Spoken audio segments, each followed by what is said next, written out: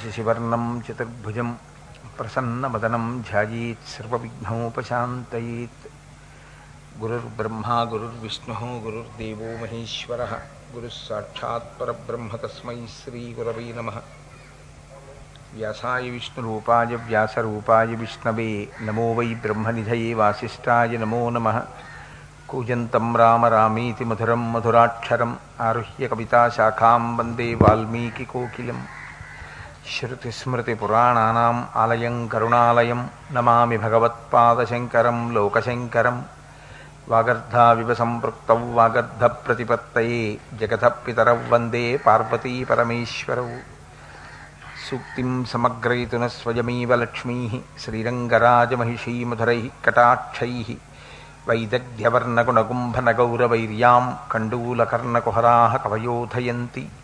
హైమోర్ధ్వపుండ్రమజహన్మకుటం సునాసం మందస్మితం మకరకుండలచారుగండం బింబాధరం బహుళదీర్ఘకృపాకటాక్షం. శ్రీవేంకటేశముఖమాత్మని సన్నిధత్తాం. విమలపటి కమలకుటి పుస్తకరుద్రాక్షసస్తహస్తపుటి కామాక్షి పక్ష్మలాక్షి కలిత విపంచి విభాసి వైరించి. మనోజవం మరుతతుల్యవేగం జితేంద్రియం బుద్ధిమతాం వరిష్టం వాతాత్మజం వనరయూధముఖ్యం శ్రీరామదూతం శిరసా నమామి. ఆపదామపహర్తారం దాతారం సర్వసంపదాం లోకాభిరామం శ్రీరామం భూయో భూయో నమామ్యహం. హరి ఓం.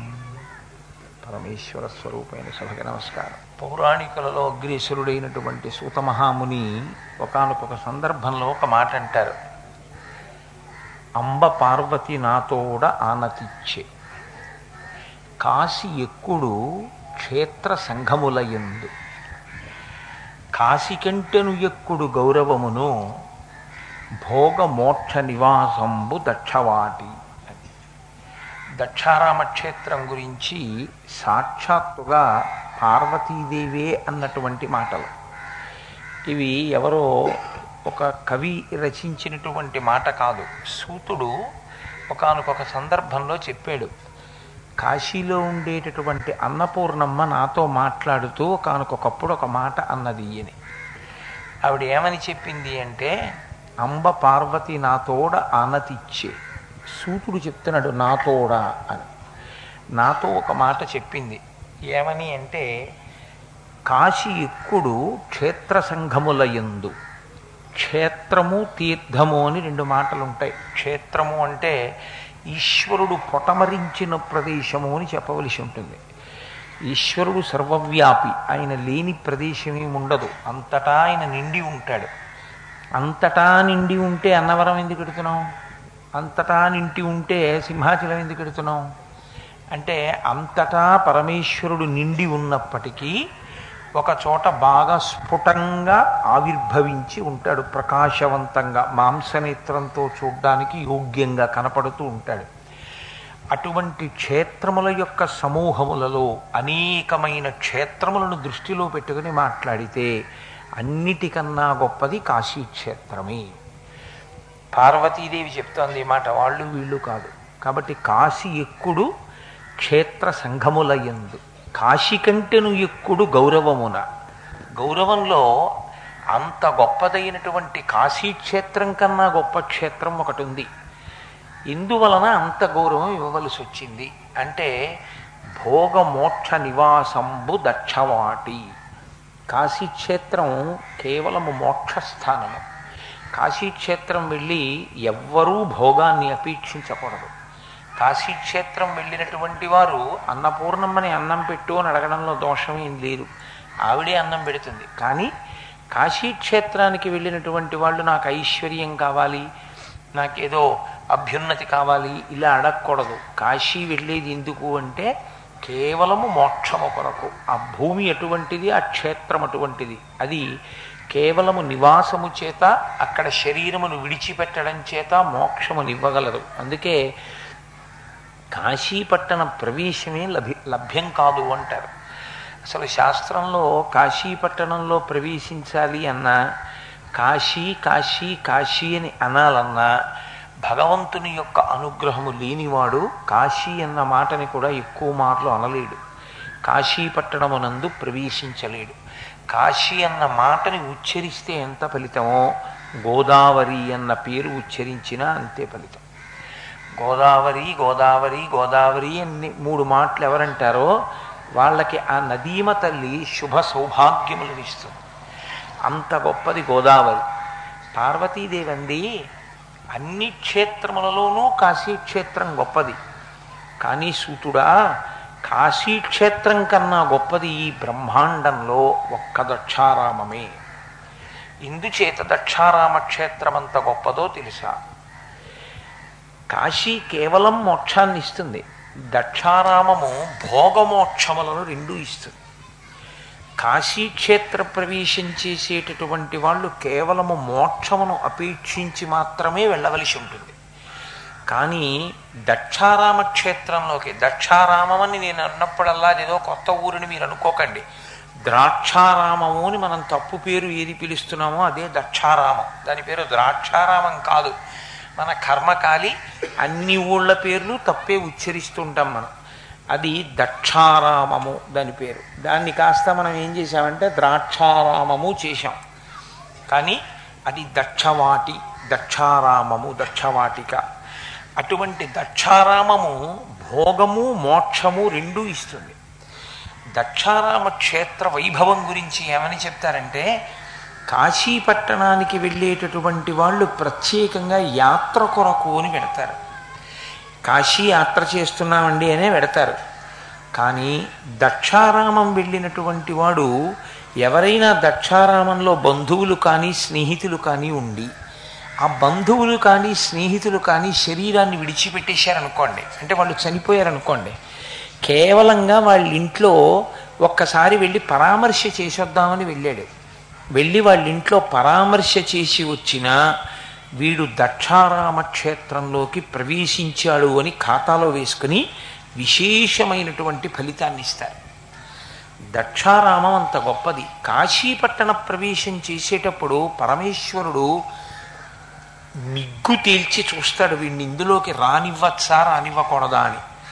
దక్షారామంలో ప్రవేశించేటప్పుడు అలా చూడడు. ఎన్ని తప్పులు చేసిన వాడినైనా దక్షారామంలోకి రాణిస్తాడు. కాశీపట్టణంలో గంగ ఉంది. గంగానది చాలా గొప్పది. అంత గొప్ప గంగానది రావడానికి కారణం భగీరథుడు. భగీరథుడు తపస్సు చేశాడు. భగీరథుడు క్షత్రియుడు. భగీరథుడు తపస్సు చేసినప్పుడు యథార్థానికి లోకాల్ని ఉద్ధరించడం కోసం గంగని తేలేదు ఆయన. ఆయన గంగని ఎందుకు తీసుకొచ్చాడు అంటే, తన పూర్వతరాలలో ఉండేటటువంటి వారు కొంతమంది సగరులు 60,000 మంది ఆ కపిల మహర్షి యొక్క తీవ్రమైన దృష్టి చేత బూది కుప్పలై పడిపోతే ఉగ్ర తేజస్సుకి మరణించారు. కాబట్టి లౌకికమైనటువంటి జలములతో ఇచ్చేటటువంటి తర్పణ చేత వారికి ఉన్నతగతులు కలుగువు కనుక దేవగంగని ఆకాశంలోంచి భూమి మీదకి తీసుకొస్తే తప్ప తరించరు అని ఆనాడు గరుత్మంతుడు మేనమామ చెప్పాడు. కాబట్టి ఆ దేవగంగని తీసుకుని వచ్చి తన పితృదేవతల్ని తరింపచేయడం కోసమని భగీరథుడు తపస్సు చేశాడు. కాబట్టి భగీరథుని యొక్క తపస్సు యందు కేవలము తన పితృదేవతల్ని మాత్రమే తరింపచెయ్యాలనేటటువంటి స్వార్థముంది, ఆ కోరిక ఉంది. అది స్వార్థము అని పూర్తిగా అనడానికి ఉండదు. కానీ లోకాన్నంతటినీ తరింపచేద్దామని భగీరథుడు గంగని తీసుకురాలేదు.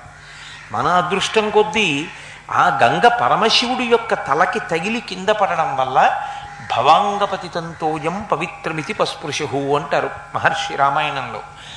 పరమేశ్వరుని యొక్క జటాజూటమునకు ఆయన శరీరమునకు తగిలి కింద పడింది కాబట్టి ఆ గంగ అంత పవిత్రతను పొంది ఆ గంగా స్నానం చేసినటువంటి వాడు మళ్ళీ పుట్టవలసినటువంటి అవసరం లేని స్థితిని పొందాడు.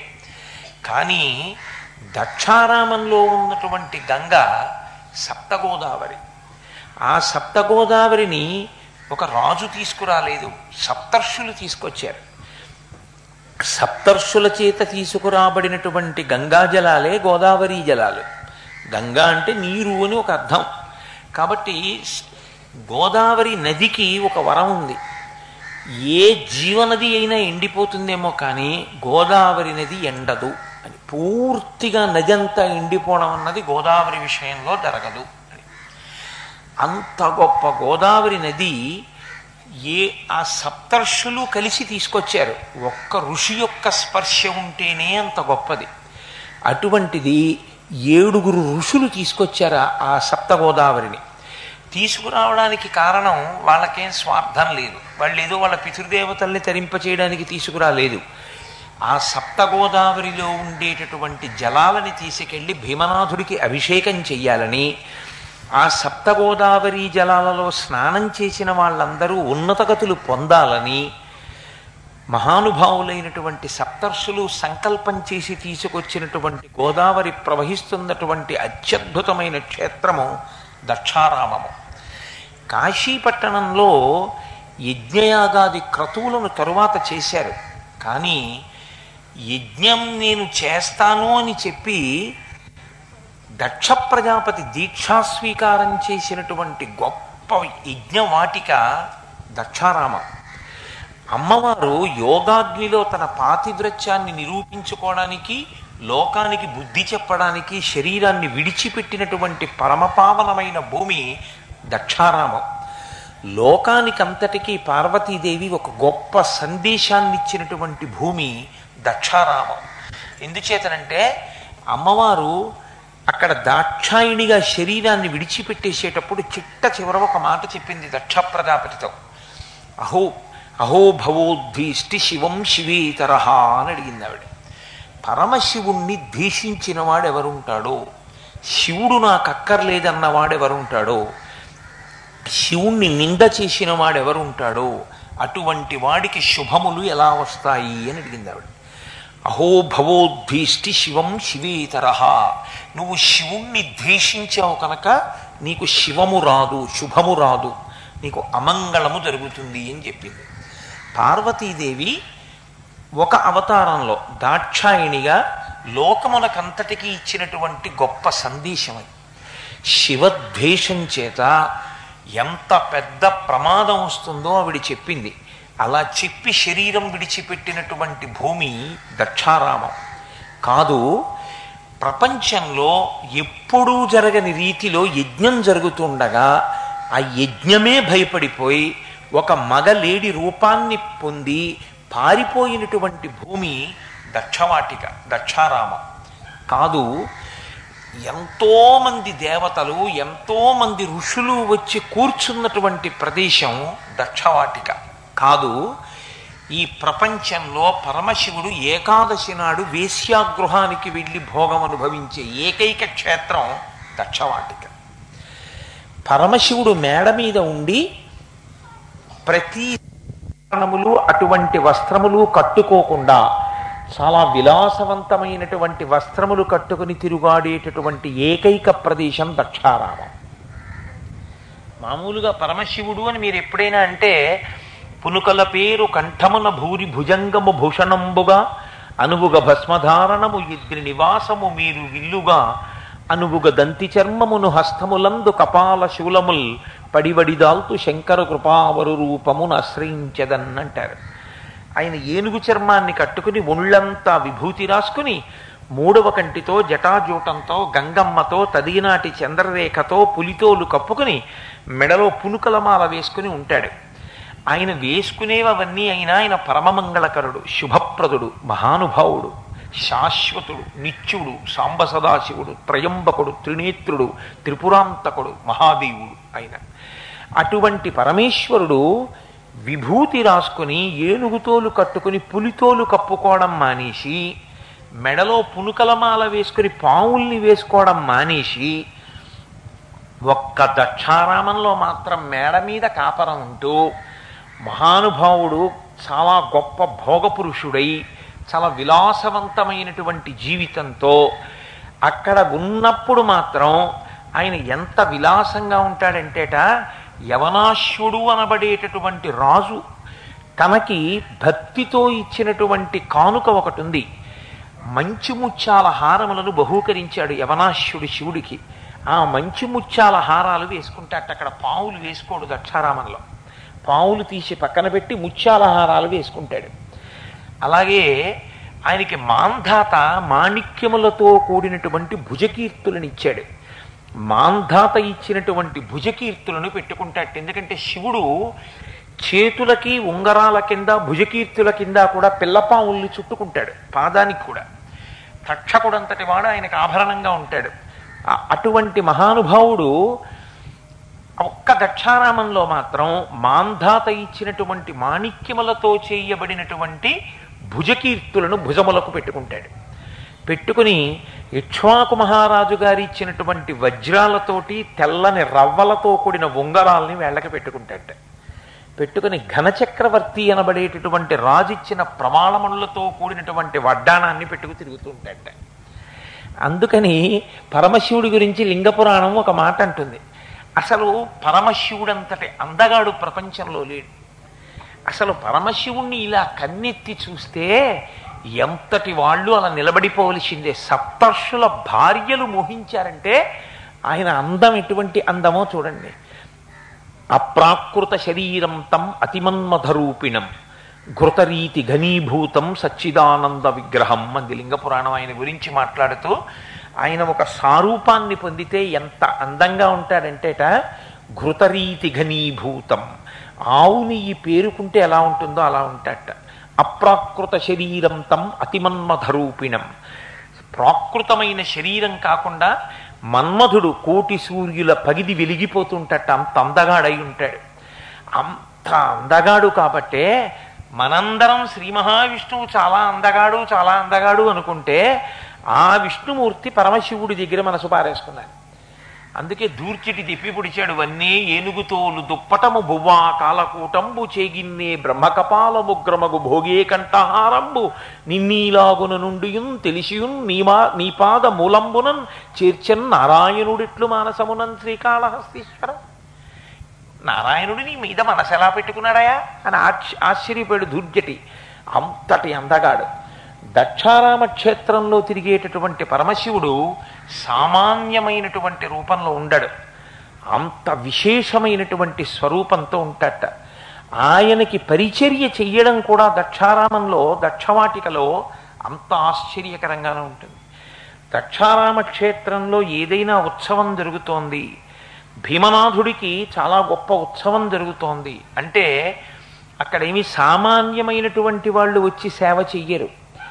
అక్కడ రేపు ఉత్సవం జరుగుతుంది అంటే తెల్లవారుజామున చీకట్లో సాక్షాత్ వాయుదేవుని యొక్క భార్య వచ్చి దక్షారామంలో గుడి ప్రాంగణాన్నంతటినీ తుడుస్తుందిట.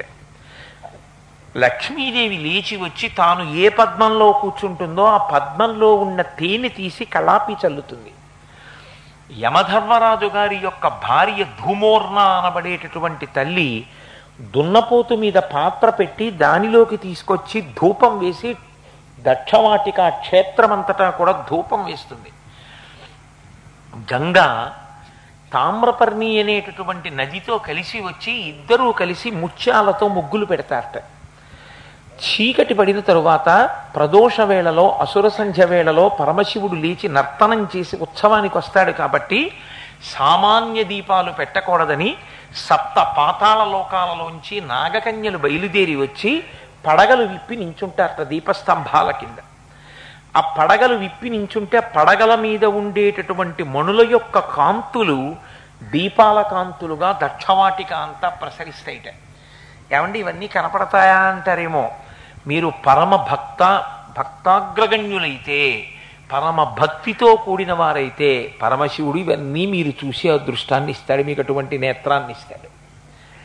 దక్షవాటిక యందు దక్షారామంలో ఇప్పటికీ ఉత్సవం జరిగింది అంటే ఇంతమంది దేవతలు ఇంతమంది ఋషులు ప్రచ్ఛన్న రూపాలలో వచ్చి పరమశివుణ్ణి సేవిస్తూ ఉంటారు. అన్నిటికన్నా ఆశ్చర్యకరమైన విషయం ఏమిటో తెలుసా అండి? దక్షవాటికలో ఏకాదశి తిథి అంటే మనందరం ఉపవాసం ఉండి ఎంతో పవిత్రంగా ఉంటాం. ఏకాదశి తిథి నాడు సాయంకాలం చీకటి పడిపోయిన తర్వాత ఏకాంత సేవ జరిగిపోయిన తర్వాత పరమశివుడు భృంగిరిటి లేకపోతే తండువు లేకపోతే నికుంభుడు అని ఆయన దగ్గర ఉండేటటువంటి పార్షదులలో ముగ్గురు. ఈ ముగ్గురులో ఎవరితో ఒకరితో కలిసి నేను ఒకసారి దక్షారామం వెళ్ళినప్పుడు అడిగాను, నిజంగా ఇలా జరుగుతుందా అని. చేస్తామండి అని చెప్పారు వాళ్ళు. భృంగిరిటి ఉత్సవమూర్తిని కానీ, లేకపోతే ఈ తండువు యొక్క ఉత్సవమూర్తిని కానీ, లేకపోతే అదిగో నికుంభుని యొక్క ఉత్సవమూర్తిని కానీ తీసుకుని పరమశివుని యొక్క ఉత్సవమూర్తి పార్వతీదేవి కంట పడకుండా వెనక నుంచి వచ్చి జాగ్రత్తగా నిశ్శబ్దంగా మెట్లు దిగి కింద ఉన్నటువంటి ప్రదక్షిణ మార్గంలో ఉన్న మాణిక్యాంబ అమ్మవారి దేవాలయంలోకి వెళ్ళి తలుపు వేసేస్తారు. బయట భృంగిరిటి కానీ ఎవరు వెడితే వాళ్ళు కూర్చుంటారు.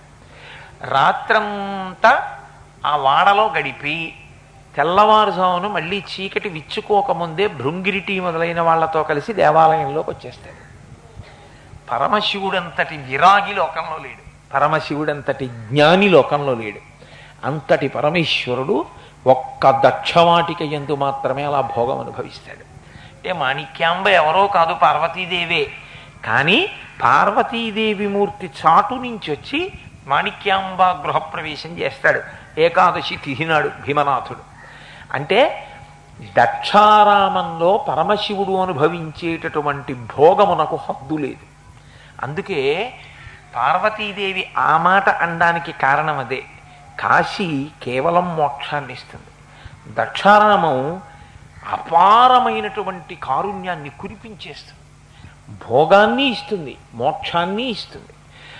భోగము అన్న మాటని మీరు జాగ్రత్తగా అర్థం చేసుకోవాల్సి ఉంటుంది. నేను భోగము అన్న మాటని తప్పు అర్థంలో అన్వయం చెయ్యట్లేదు. నేను నా జీవితంలో యథార్థంగా కొంతమంది దగ్గర విని ఉన్నాను. ఏదైనా ఆర్థిక సంబంధమైనటువంటి ఇబ్బందులు వచ్చినా, ఉద్యోగ ప్రయత్నంలో సఫలీకృతులు కావాలనుకున్న వాళ్ళు దక్షారామ క్షేత్రానికి వెళ్ళి ప్రదక్షిణాలు చేసి భీమనాథుణ్ణి సేవిస్తే ఖచ్చితంగా ఆర్థికమైనటువంటి పరిపుష్టి కలుగుతుంది. నేను ఒకరిద్దరు నాకు చెప్పగా విన్నాను. అలా మేము దక్షారామం వెళ్ళి దర్శనం చేసుకుని ప్రదక్షిణాలు చేయడం వచ్చిన తర్వాత మాకు ఉద్యోగం వచ్చిందండి అని చెప్పిన వాళ్ళు నేను ఎరుగుదును. పేర్లు ఎందుకు, వ్యక్తిగత విషయాలు బాగుండదు. కాబట్టి దక్షారామ క్షేత్రం గొప్ప భోగస్థానం, దక్షారామ క్షేత్రం గొప్ప మోక్షస్థానం. అటువంటి దక్షారామం దక్ష ప్రజాపతి యజ్ఞం చేసినటువంటి ప్రదేశం. దక్ష ప్రజాపతి యజ్ఞం చేసినది అన్ని యజ్ఞములులా చేసిన యజ్ఞం కాదు, అదో విచిత్రమైన యజ్ఞం. అది అందరిలా చేసిన యజ్ఞం కాదు. సాక్షాత్ పార్వతీదేవి కూతురుగా పుట్టింది. దక్షుడికి కూతురుగా పుట్టి దక్ష ప్రజాపతికి గౌరవం తెచ్చాను అని చెప్పడానికి ఆవిడ దాక్షాయిణి అని పేరు పెట్టుకుంది. ఎంతట అదృష్టవంతుడు దక్ష ప్రజాపతి. కానీ ఆయనకు అహంకారం వచ్చింది. సొంత అల్లుడైనటువంటి పరమశివుడి మీద అలిగి అంతటి మహాపురుషుడు నాకు అల్లుడయ్యాడు అని గ్రహించక ఆయన ఎంతటి మహానుభావుడో మరిచిపోయి కేవలం అల్లుడు అనుకున్నాడంతే. అనుకుని ఆయన మీద ఏదో కోపం పెట్టుకున్నాడు. ఇప్పుడు ఆ కథ అంతా ఎందుకు, మీకు అందరికీ తెలుసున్నదే. కోపం పెట్టుకుని పరమశివుడికి హవిస్సు లేని యాగం చేస్తానన్నాడు అని ఒక యాగం మొదలుపెట్టాడు. దక్ష ప్రజాపతి చేస్తున్నాడు, వెళ్ళకపోతే బాగుండదు. విష్ణువు తప్ప అందరూ వెళ్ళారు, బ్రహ్మగారు కూడా వెళ్ళారు, మిగిలినటువంటి దేవతలందరూ వెళ్ళారు, సరస్వతీదేవి కూడా వెళ్ళింది. సరస్వతీదేవి ముక్కు గిల్లబడి అంగవైకల్యం వచ్చిన క్షేత్రం దక్షవాటిక. సూర్యభగవానుని యొక్క స్వరూపాల్లో పూష అని ఒక స్వరూపం. ఆ పూష అన్న స్వరూపానికి దంతాలన్నీ ఊడిపోయి బోసినోరైపోయిన క్షేత్రం దక్షారామం. అందుకే పాయసం నైవేద్యం పెడతారు సూర్యుడికి. ఏదైనా కటకట కొరికేది ఉంటే ఆయన తినలేడు, పళ్ళు పీకేశారు అక్కడే దక్షారామంలో ఆయనకి. అందుకని దేవతలందరినీ పిలిచాడు, ఋషుల్ని పిలిచాడు, ఒక్క పరమశివుణ్ణి మాత్రం పిలవనన్నాడు. నిరీశ్వర యాగం, శివుడు లేని యాగం చేస్తానన్నాడు. అమ్మవారిది ఒక చిత్రమైన స్వరూపం. ఆవిడ ఏమీ తెలియనట్టు ఉంటుంది, కానీ ఆవిడకి అన్నీ తెలుసు. శివా విశ్వాహ భైషజీ, శివా రుద్రస్య భైషజీ అంటుంది యజుర్వేదం. ఆవిడ ఎప్పుడైనా లోకానికి పాఠం చెప్పవలసి వస్తే ప్రశాంతంగా ఉన్న శివుణ్ణి రుద్రుణ్ణి చేసేస్తుంది. ఆవిడ ఎప్పుడైనా లోకాన్ని అనుగ్రహించవలసి వస్తే కోపంగా ఉన్నటువంటి రుద్రుణ్ణి మళ్ళీ ప్రశాంతంగా ఉండే శివుణ్ణి చేసేస్తుంది. ఆవిడ రెండూ చెయ్యగలదు. కాబట్టి చూడండి, ఇంటికి వచ్చినటువంటి భర్త సంతోషంగా రాగానే భార్య ఏవో చెప్పకూడని మాటలు చెప్పింది అనుకోండి, ఆయన మనసు చికాకు వచ్చి రుద్రుడైపోతాడు. మళ్ళీ ఆవిడే కాస్త ప్రశాంత పడిపోయే మాటలు 4 చెప్పింది అనుకోండి, మళ్ళీ శివుడైపోతాడు. కాబట్టి రుద్రుణ్ణి చెయ్యగలదు, శివుణ్ణి చేయగలదు, ఆవిడ వేళాకోళానికి చెయ్యదు. లోకం ఎప్పుడైనా రీతిని తప్పితే, ఉండవలసిన మార్గాన్ని తప్పితే శివుణ్ణి రుద్రుణ్ణి చేసి లోకానికి పాఠం నేర్పుతుంది, మీరు ఇలా ఉండకూడదని. వాళ్ళిద్దరూ లోకానికి తల్లిదండ్రులు. వాగర్ధ వివసంపృక్తవు వాగర్ధ ప్రతిపత్తయే జగత పితరవు వందే పార్వతీ పరమేశ్వరవు. కాబట్టి తల్లిదండ్రులు కాకపోతే ఎవరు చెప్తారు బుద్ధి? కాబట్టి పిల్లలకి బుద్ధి చెప్పాలి. కాబట్టి పిల్లలకి బుద్ధి చెప్పడం కోసమని పార్వతీదేవి శివుణ్ణి రుద్రుణ్ణి చేస్తుంటుంది. ఆయనకు కోపం వచ్చి ఒక్క దెబ్బ కొడతాడు, అందరూ దారిలోకి వస్తారు. మళ్ళీ పిల్లలకు ఆపదొస్తే ఆవిడే పంపిస్తుంది. అదేమిటండి, మీరు తప్ప ఎవరు ఆదుకుంటారు, వెళ్ళి ఆదుకోండి అంటే ఆయనే వెళ్ళి ఆదుకుంటూ ఉంటాడు. రుద్రుణ్ణి శివుణ్ణి చేస్తుంది, శివుణ్ణి రుద్రుణ్ణి చేస్తుంది. అటువంటి తల్లి తెలియని తల్లి ఏం కాదు ఆవిడ. ఆవిడ అంతఃపుర విమానం ఎక్కి చూసింది. చాలామంది విమానాల్లో వెళ్ళిపోతున్నారు. ఎక్కడికి వెళుతున్నారు వీళ్ళందరూ అని అడిగింది. ఆవిడికి తెలియనట్టు, అమ్మా మీ తండ్రి దక్ష ప్రజాపతి యజ్ఞం చేస్తున్నాడమ్మా, దానికి వెడుతున్నారు వీళ్ళందరూ అన్నారు. ఆవిడ ఏమీ తెలియనట్టు మేడ దిగొచ్చి భర్త పరమశివుడి దగ్గరికి వెళ్ళింది. కావున ఆ యజ్ఞమునకు ఈ విభుద గణంబులర్ది ఏగిదరదిగో దేవా, మనమిప్పుడు అచ్చటికి పోవలనను కోర్కె నాకు పుట్టెడు అభవా అంది. పరమశివ చూశారా, అందరూ దక్ష ప్రజాపతి ఇంటికి వెడుతున్నారు, మా నాన్నగారు యజ్ఞం చేస్తున్నారట, నాకు కూడా చూడాలనుంది. తండ్రి శుభకార్యం చేస్తుంటే, తండ్రి ఇంటికి అంతమంది బంధువులు వెడుతుంటే కూతురికి వెళ్ళాలని ఉండదండి, కాబట్టి నాకు వెళ్ళాలనుంది. అమ్మవారైనా ఒక తండ్రికి కూతురుగా ఎంత మర్యాదతో ప్రవర్తించిందో చూడండి. ఒక భర్త భార్యగా ఎంత గౌరవంగా భర్తని అనుమతి అడిగిందో చూడండి. అడిగి ఆవిడంది, కేవలం ఏదో మా నాన్నగారు యజ్ఞం చేస్తున్నారని చూడ్డానికి వెళ్ళడం కాదు, ఆ యజ్ఞము కనుగొనగా నాయనుజలు భక్తి ప్రాణనాథులతోడన్ ఆ యజ్ఞము చూడగ ఒత్తురు, మనమున్ పోయిన నే వారినచట చూడగ కలుగున్. నాకు 26 మంది అక్క చెల్లెళ్ళు ఉన్నారు, వాళ్ళందరూ కూడా వస్తారు భర్తలతోటి. ఇంతమంది తోడబుట్టిన వాళ్ళని, ఇంతమంది మరుదుల్ని, పిల్లల్ని అందరినీ చూడడం అంటే సంతోషంగా ఉంటుంది కదా. అందరిళ్ళకి వెళ్ళడం అంటే కుదురుతుందా? కుదరదు. ఎందుకని? పరమశివుడు విరాగి, ఆయన ఏం పట్టించుకోడు, వెడతానంటే వెళ్ళమంటాడు. కాస్త వండుకు తినండి అంటే ఆయన ఏం వండుకు తినడు. భవతి భిక్షాందేహి అని ఓ పక్కింటికి వెళ్ళి భిక్షాందేహి అంటాడు. అదేమిటమ్మా ఆవిడ అలా వెళ్ళిపోయింది, మహానుభావుడు ఈయనేమో ఇంత గొప్పవాడు పక్కింటికి వచ్చి భిక్షాందేహి అంటున్నాడని ఆవిడ పౌరు పోతుంది. అందులో ఆవిడ పాపం ఎక్కడికి వెళ్ళదు, పెద్దింటి అమ్మ ఎప్పుడు అలాగే కూర్చుని ఉంటుంది ఆవిడ. కాబట్టి ఒక్కసారి మన ఇద్దరం కలిసి దక్ష ప్రజాపతి ఇంటికి వెడితే, ఇగో నా తోడబుట్టిన వాళ్ళందరినీ కూడా చూసి వచ్చేద్దాం, అందుకని బయలుదేరి వెడదాం, వస్తారా అంటే పరమశివుడు ఏం మాట్లాడలేదు. ఏమి మాట్లాడరు అని, మనని పిలవలేదుగా అన్నాడు ఆయన. అల్లుడు గారేగా, పైగా మర్యాదేగా. కూతురు విషయంలో ఏమో కానీ అల్లుడి విషయంలో మర్యాద పాటించాలి, మామగారు పిలవాలి. కాబట్టి మరి పిలవలేదుగా దక్ష ప్రజాపతి. పిలిస్తే ఆయన ఉదారుడు, గతంలో ఏం జరిగిందో, ఏ తప్పు జరిగిందో వెడతాడు ఆయన. కానీ పిలవలేదుగా పార్వతి, ఎలా వెడతాం అంటే ఆవిడ ఒక ధర్మశాస్త్రం చెప్పింది. ఆవిడికి ఎలాగైనా భర్తను ఒప్పించి వెళ్ళిపోవడం అటువంటి తెంపరితనం, పట్టుదల కాదు ఆవిడిది. ఈశ్వరుణ్ణి కాదని యజ్ఞం చేస్తున్న దక్ష ప్రజాపతికి అటువంటి యజ్ఞం చూడ్డానికి వెళ్ళిన వాళ్ళకి ఓ పాఠం చెప్పాలి, అందుకెడుతోంది ఆవిడ. శివుణ్ణి రుద్రుణ్ణి చేయడం కోసం, లేకపోతే ఆయన పోనిద్దు అలాగే అంటాడు, దక్షుడిని కూర్చుంటాడు అంతే, కోపం తెచ్చుకోడు. కాబట్టి ఇప్పుడు ఆవిడంది, అనయము పిలువక యుండంచన అనుచితమందువేని జనక సుహృత్ గురు జననాయక గేహములకు చనుచుందురు పిలువకున్న సజ్జనులధిప. మంచివాళ్ళు, సజ్జనులైన వాళ్ళు పిలవకపోయినా 4 చోట్లకు వెళ్ళొచ్చు. జనక పెళ్ళైపోయినా నాన్నగారింటికి వెళ్ళడానికి నాన్నగారు పిలవక్కర్లేదు, వెళ్ళొచ్చు. నాన్నగారింట్లో శుభకార్యం జరుగుతుంటే ఆడపిల్లని పిలవకపోయినా వెళ్ళే అధికారం ఆడపిల్లకుంది. కాబట్టి జనక సుహృత్, మంచి స్నేహితుడు, ఆయన మన్ని పిలవలేదని ఊరుకోక్కర్లేదు, వెళ్ళొచ్చు. జననాయక, దేశాన్ని పరిపాలించే రాజుగారింట్లో శుభకార్యం జరిగితే పిలవక్కర్లేదు, వెళ్ళొచ్చు. గురువుగారింట్లో శుభకార్యం జరిగితే పిలవక్కర్లేదు, వెళ్ళిపోవచ్చు. కాబట్టి ఈ 4 ఇళ్ళకి పిలవక్కర్లేదు. కాబట్టి నా తండ్రి గారింటికి వెళ్ళడానికి నన్ను పిలవడం ఏమిటి కాబట్టి నేను వెడతానంది. ఆయన అన్నాడు, నేను వెళ్ళొద్దంటలేదు పార్వతి, నువ్వు వెళ్ళొద్దు, నువ్వు వెళ్ళకూడదు ఇలా నేను శాసించను, నిన్నెందుకు నిర్బంధించాలి, నిర్బంధించాలా. కానీ ఎందుకు వద్దంటున్నానో తెలుసా? కుటిల బుద్ధులైన కుజనుల ఇండ్లకు ఆర్యులేగా వారనాదరమున బమలు ముడులు వేచి భూరి రోషాక్షులై చూతురదియు కాక సుదతి వినుము.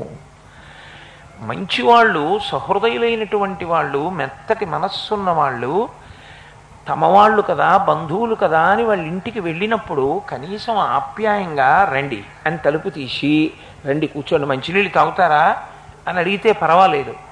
అసలు వాళ్ళు రాగానే ఇలా తలుపు చేసి ఏమీ పలకరించకుండా బొమలు ముడులు వేయించి, ఇలా కనుబొమ్మలు ముడివేసి మీరెందుకు వచ్చారు అన్నట్టుగా భూరిరోషాక్షులై కోపంగా ఇలా చూసి తలుపు బార్లా తెరిచి లోపలికి వెళ్ళిపోయి, ఏదో వాళ్ళ పని వాళ్ళు చూసుకుంటున్నారనుకోండి, ఇంకంతకన్నా అవమానం ఉంటుందా? వచ్చారా, రండి కూర్చోండి అని అనలేదనుకోండి, ఇంకెందుకు ఆ బంధుత్వం, ఇంకే ప్రేమ ఉన్నట్లు? కాబట్టి భూరి రోషాక్షులై చూతురదియు కాక సుదతి వినుము. నీ తండ్రి మన్నించడు, నీ తండ్రి గౌరవించడు. ఎందుకు గౌరవించడో తెలుసా? ఆ దక్షుడు చాలా గొప్పవాడు. ఆయన కూరిమిసుతవైనను, అటువంటి దక్ష ప్రజాపతికి ఉన్న ఆడపిల్లలలో నువ్వంటే ఆయనకి చాలా ఇష్టం. కానీ ఇప్పుడు నిన్ను ఎందుకు ఆయన గౌరవించడో తెలుసా? నా సంబంధము చే నిన్ను గౌరవింపడు, నువ్వు నాకు భార్యవి కదా, అది ఆయనకి కోపం. ఆయనేగా ఇచ్చి పెళ్లి చేసింది అంటే ఇప్పుడు ఆయనకి కోపం ఎక్కువగా ఉంది, అందుకని ఆదరించడు. నువ్వు నా భార్యవి కాబట్టి పన్నెత్తి పలకరించడు. బాధపడతావు పార్వతి, వద్దు. ఆవిడ వెడతానంది. ఆవిడ వెడతానంది అంటే శివుణ్ణి ధిక్కరించడానికి కాదు, ఈ తప్పు చేస్తున్న దక్ష ప్రజాపతికి బుద్ధి చెప్పడానికి. ఆ దక్షుడు యజ్ఞం చేసిన ప్రదేశమే ఇవాళ మనం పిలుస్తున్నటువంటి దక్షారామ దేవాలయ భూమి. అక్కడే చేశాడు యజ్ఞం, అందుకే దానికి దక్షవాటిక అని పేరు. యజ్ఞం చేసినటువంటి భూమి పరమ పవిత్రం. ఎందుకంటే దీక్ష అన్న మాట అన్వయం అయ్యేది ఒక్క యజ్ఞం చేస్తేనే. యజ్ఞం చేస్తేనే దీక్ష తీసుకుంటారు ప్రధానంగా. కాబట్టి అది దీక్షతో యజ్ఞం చేసినటువంటి పరమపావనమైనటువంటి ప్రదేశం. ఆమె కైలాసం నుంచి బయలుదేరి వస్తోంది దక్షారామానికి. వస్తున్నప్పుడు పరమేశ్వరుడు అన్నాడు, ఆమె నా భార్య, ఆమె అలా వెళ్ళడం మర్యాద కాదు, కాబట్టి ఆవిడ్ని పల్లకి ఎక్కించి, ఆవిడ్ని నందీశ్వరా నువ్వు వెళ్ళి వహించి తీసుకుని వెళ్ళు, ఆవిడకి కావలసినటువంటి నగలన్నిటినీ తీసుకెళ్ళండి, ఆవిడ కట్టుకోవలసినటువంటి పట్టుపుట్టాల్ని, ఆవిడ పెట్టుకోవలసినటువంటి నగల్ని అన్నిటినీ కూడా ఆవిడతో పాటు తీసుకుని వెళ్ళండి. తీసుకుని వెళ్ళి చక్కగా ఆవిడ సంతోషంగా, హాయిగా, అందంగా అలంకరించుకొని ఆనందంగా దక్షవాటికలో గడిపి వచ్చేటట్టుగా మీరు కూడా ఆమెను అనుగమించి వెళ్ళండి అని శివపార్షదుల్ని పంపించాడు. ఆ శివగణములు కూడా ఆమె వెంట బయలుదేరాయి. అందరూ కలిసి బయలుదేరి వెళ్ళారు. తీరా దక్షవాటికకు వచ్చారు. ఆవిడ్ని ఇలా కన్నెత్తి చూసిన వాళ్ళు లేరు, ఆవిడ్ని పలకరించిన వాళ్ళు లేరు. దక్ష ప్రజాపతి ఏమన్నా అంటాడేమోనని భయం. కానీ ఒక్క తల్లి ప్రేమ కదా, తల్లి తోడబుట్టిన అన్నదమ్ములు ఎదురొచ్చారు, గబగబా లోపలికి తీసుకెళ్లారు. తండ్రి ఇలా కనీసం కన్నెత్తి కూడా చూడలేదు కూతురు వచ్చిందని. ఆవిడికి చాలా బాధ కలిగింది. బాధ కలిగి ఆవిడ వెళ్ళి ఆ దక్ష ప్రజాపతి ముందు నిలబడి ఒక మాటను, ఏమయ్యా, ఏ తప్పు చేశానని నువ్వు నా వంక చూడవు? ఏ తప్పు చేశాడని నీ అల్లుడిని పిలవడం మానేశావు? నీ అల్లుడు పనికిమాలినవాడు పరమశివుడు అని అంటున్నావే. పరగచితాస్తి నృకపాల జటాధరుడున్ పరేత భూచరుండు పిశాచయుక్తుడని శర్వు నమంగళుగా తలంపరెవ్వరున్ ఒక్క నీవు తప్ప. మరి ఆ మహాత్ము సచ్చరణ సరోజ లేశములన్ సమ్మతిదల్పరెమస్తకంబులన్ ఎవరు? సాక్షాత్తు సరసిజ గర్భుడు. నువ్వంటున్నావు పరమశివుడు శ్మశానవాటికలో తిరుగుతూ ఉంటాడంటున్నావు, పులితోలు కట్టుకుంటాడంటున్నావు, పుర్రిలమాల వేసుకుంటాడంటున్నావు, అందుకు పనికి మాలినవాడు అంటున్నావు. ఆయన వేసుకునే పుర్రిలమాల ఏం సామాన్యమైన పుర్రిలమాల కాదు. సృష్టి చేసిన బ్రహ్మగారు యుగం అయిపోయినప్పుడల్లా పడిపోతుంటే అయ్యో సృష్టి చేసిన బ్రహ్మగారి పుర్రె కూడా శ్మశానంలో పడిపోవడమా అని ఒక్కొక్క పుర్రె తీసి మెళ్ళో వేసుకున్నాడు. బాగుండదు, బ్రహ్మగారి పుర్రె కూడా కింద పడిపోతేని. పెద్ద మాలైంది అది. అంటే ఇప్పటికి ఎంతమంది బ్రహ్మలు వెళ్ళిపోయారో, కానీ ఆ బ్రహ్మల యొక్క కపాలములన్నీ ఆయన మెడలో ఉన్నాయి మాలగా. అంటే బ్రహ్మమస్తకావలి నిబద్ధతే నమ శివాయ. ఇంతమంది బ్రహ్మల యొక్క కపాలములను మాలగా కట్టుకుని మెడలో వేసుకున్నవాడంటే ఆయన ఎన్ని యుగములైపోయినా ఆయన మాత్రము శాశ్వతుడు, నిత్యుడు నిరంజనుడు. అటువంటి మహానుభావుడు. ఆయన శ్మశానంలో కూర్చునేది చేతకాక కాదు, అందరూ అక్కడికి తీసుకెళ్లి విడిచిపెట్టి వెళ్ళిపోతారు. జీవుణ్ణి ఆదుకునేవాడన్నవాడు ఒక్కడుండడు. నేనున్నానురా అని చెప్పడానికి ఆయన ఒక్కడక్కడ ఉంటాడు. ఆయన అక్కడ ఉండి ఉగ్రభూతములు పిశాచములు వచ్చి లోకం మీద పడకుండా వాళ్ళందరినీ నిగ్రహించి కూర్చోపెడుతున్నాను అని చెప్పి అనుశాసనిక పర్వతంలో మహాభారతంలో పార్వతీదేవితో చెప్పాడు ఆయన. అటువంటి మహానుభావుడు. తెల్లవారి లేస్తే చతుర్ముఖ బ్రహ్మగారంతటి వాడు ఆయన పాదములను కడిగి ఆయన పాదములకు అంటుకున్నటువంటి ధూళితో కూడిన నీటిని తన తల మీద చల్లుకుంటాడు. ఆ చతుర్ముఖ బ్రహ్మకు పుట్టిన కొడుకువి నువ్వు. ఏమంతకన్నా గొప్పవాడివి ఆ బ్రహ్మ కన్నా? మీ తండ్రి బ్రహ్మగారే ఆయన కాళ్ళు కడిగి తల మీద నీళ్లు చల్లుకుంటాడే. అటువంటి మహానుభావుణ్ణి పట్టుకుని మహాత్ము సచ్చరణ సరోజ లేశములన్ సమ్మతి తల్పరే మస్తకంబులన్